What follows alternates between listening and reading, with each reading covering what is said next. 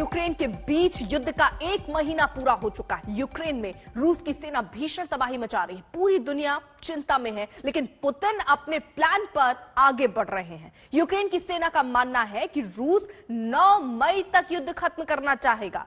Putin चाहेंगे कि युद्ध 9 मई से आगे ना खिंचे। आखिर क्यों पुतिन 9 मई तक युद्ध कराना चाहते हैं, देखिए ये एक्सक्लूसिव रिपोर्ट।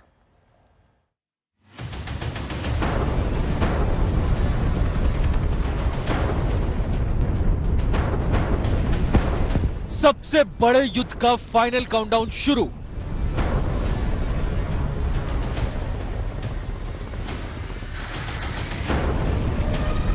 पुतिन ने फिक्स कर दी जंग के खात्मे की तारीख।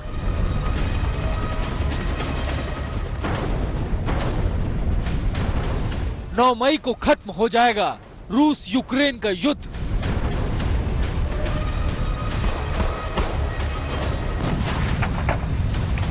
नौ मई तक पूरी तरह यूक्रेन को तबाह कर देंगे पुतिन।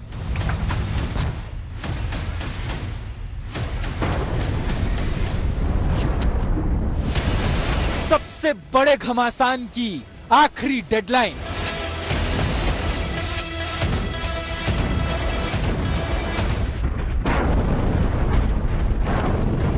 क्या युद्ध की ये आग बुझने वाली है? क्या तबाही का ये खूनी खेल अब खत्म होने वाला है?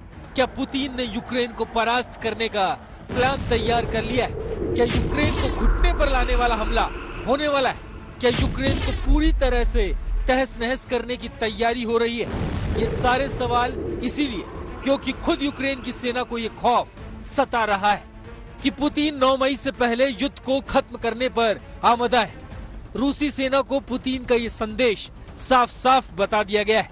9 मई को रूस विजय दिवस के तौर पर मनाता रहा है। 9 मई की तारीख नाजी जर्मनी पर जीत का दिन माना जाता है।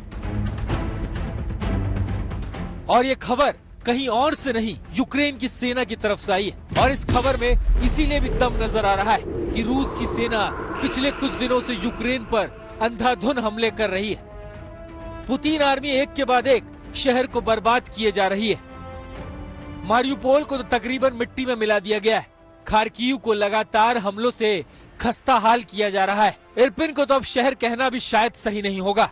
चर्निहिव हो या कीव, हर तरफ रूसी हमलों से तबाही के सबूत मिल जाएंगे। दाद देनी पड़ेगी यूक्रेन की दिलेरी की। सलाम करना होगा यूक्रेन के साहस को। पुतिन की विशाल सेना को यूक्रेन ने जीत की दहलीज के बाहर ही रोकने पर मजबूर कर दिया है। कीव आज भी आजाद है।